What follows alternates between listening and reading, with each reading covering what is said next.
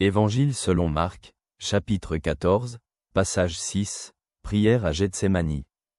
Puis il sortit avec eux vers le jardin, appelé Gethsémani, et dit à ses disciples, « Asseyez-vous ici, pendant que je prie. » Il prit avec lui Pierre, Jacques et Jean, et commença à éprouver de la crainte et de l'angoisse. Et il leur dit, « Mon âme est triste jusqu'à la mort, restez ici et veillez. » Il s'éloigna un peu, tomba à terre et pria pour que, si possible, cette heure lui soit épargnée. Et il disait, « Abba, Père, tout est possible, éloigne de moi cette coupe. Cependant, non pas ce que je veux, mais ce que tu veux. » Puis il revint et les trouva endormis. Et il dit à Pierre, « Simon, tu dors? Tu n'as pas pu veiller une seule heure? Veillez et priez, afin de ne pas succomber à la tentation. L'esprit est bien disposé, mais la chair est faible. » Réfléchissons à cela ensemble. Dans ce passage, Jésus vit un moment de grande tristesse et d'inquiétude dans le jardin de Gethsémani. Il prie Dieu, demandant que cette heure de souffrance lui soit épargnée, tout en exprimant sa volonté de se soumettre à la volonté du Père, en disant, « Non pas ce que je veux, mais ce que tu veux. » C'est un moment de grande faiblesse humaine et en même temps de totale soumission à la volonté divine. Jésus, dans ce passage, se confronte à notre lutte commune et humaine entre ce que nous voulons et ce qui est la volonté de Dieu.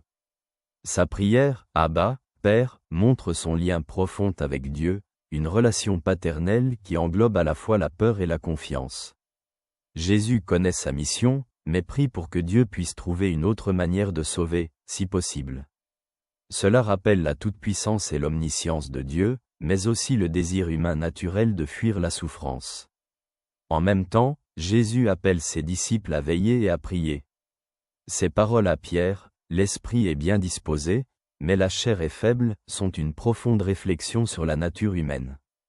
Bien que nous voulions persévérer dans la foi et la prière, notre faiblesse humaine nous empêche souvent de répondre pleinement à cet appel. Jésus, malgré son combat intérieur, reste fidèle et confiant en Dieu, devenant pour nous un modèle de prière et de soumission à la volonté divine dans les moments difficiles. Pour les gens vivant à notre époque, ce passage est un rappel de la puissance de la prière, surtout dans les moments d'obscurité et d'inquiétude. Il nous encourage à veiller et à prier lorsque nous sommes confrontés à des défis difficiles, et à faire preuve d'humilité en acceptant le plan de Dieu, même si nous ne comprenons pas tout ce qui se passe.